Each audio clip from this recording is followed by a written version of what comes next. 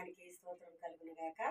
ఈరోజు మనకి దేవుడిస్తున్న లేఖన భాగము యెషయా గ్రంథము 66:13 ప్రకారం, ఒకని తల్లి వానిని ఆదరించినట్లుగా నేను మిమ్మల్ని ఆదరించేదను. హల్లెలూయా.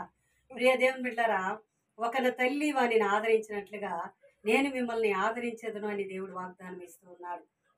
వాగ్దానం చేసిన దేవుడు నమ్మదగిన దేవుడు. ఈ లోకంలో అన్ని ప్రేమల కంటే విలువైన ప్రేమ తల్లి ప్రేమ. ఆ తల్లి ఎలాగైతే తన చంటి బిడ్డని ఓదారుస్తుందో, ఒక తండ్రి ఏ విధంగా అయితే తన కన్నబిడ్డని బలపరుస్తాడో, యేసుక్రీస్తు దేవుడైన ఆయన ఈరోజు మనందరితో మాట్లాడుతూ ఉన్నాడు. ఏమనంటే, ఒకని తల్లి వారిని ఆదరించినట్లుగా నేను మిమ్మల్ని ఆదరిస్తాను. హల్లెలూయా. ప్రియ దేవుని బిడ్డలారా, ఈ వాక్యము ఏ స్థితిలో నుండి నువ్వు వింటున్నావో, ఎలాంటి పరిస్థితుల్లో నువ్వు వింటున్నావో, ఎలాంటి కష్టాల్లో వింటున్నావో నాకైతే తెలియదు. కానీ సమస్తం ఎరిగిన సర్వాధికారి, నీ మనసు ఎరిగిన దేవాది దేవుడు ఆయన నీతో మాట్లాడుతున్నాడు. ఆదరణ కోల్పోయి ఉన్నావా? ఎవరి ఆదరణ లేకుండా అనాథలే ఉన్నావా? ప్రభు నీతో మాట్లాడుతున్నాడు. ఆయన నీతో మాట్లాడి నిన్ను బలపరుస్తూ ఉన్నాడు. నీ కన్నీరు చూస్తూ ఉన్నాడు. నీ బాధలు, నీ వేదనలు ఆయన ఎరిగి ఉన్నాడు. ప్రియులారా, ఈ వాక్యం చెప్పుచున్న నేను కూడా ఎన్నోసార్లు ఆదరణ కోల్పోయిన సమయంలో దేవాది దేవుడు నా యొద్దకు వచ్చి, భయపడకము, నేను నీకు తోడై ఉన్నానని చెప్పి నన్ను బలపరిచారు.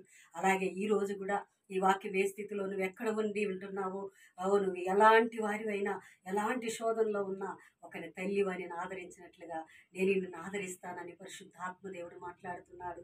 ఈ వాక్యం వింటున్న ప్రియ దేవుని బిడ్డలారా, ఒక అన్ని జనురాలు నిరక్షించబడి మరి ఈరోజు ప్రభు వాక్యాన్ని బోధిస్తున్న ఈ దీనురాలు, ఏ యొక్క అర్హత లేని నన్ను కూడా ఆయన ఆదరిస్తూ ఉన్నాడు.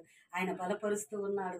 ఆ రోజు ఒక విధవరాలు తన కుమారుడిని కోల్పోయి ఆమె శ్మశానానికి తీసుకెళ్తూ ఉండగా యేసుక్రీస్తు ప్రభు ఆమె దగ్గరికి వెళ్ళి, అమ్మా, నువ్వు ఏడవద్దు, నీ కుమారుడిని నేను బ్రతికిస్తానని చెప్పి ఆ పాడిని ముట్టి, చిన్నవాడా లెమ్మని ఆ చిన్నవాడిని తీసి తన తల్లికి ఇచ్చాడు.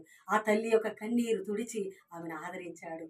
ఈరోజు కూడా నీ కన్నీరు తుడిచి నిన్ను ఆదరించబోతున్నాడు. నీ కష్టాలేంటి, నీ శ్రమలు ఏంటి, అప్పుల బాధలా, అవమానములా, వివాహం కాలేదా, గర్భఫలం లేదా, వ్యాధి బలహీనతలా, ఏ విషయంలో సోలిపోయి ఉన్నావు, నీ పరిచర్యలో ఓటమిలా, ఏదైనా సరే దేవాది దేవుడు అంటున్నాడు, ఒకని తల్లి వానిని ఆదరించినట్లుగా నేను నిన్ను ఆదరిస్తానని దేవుడు వాగ్దానం ఇస్తున్నాడు.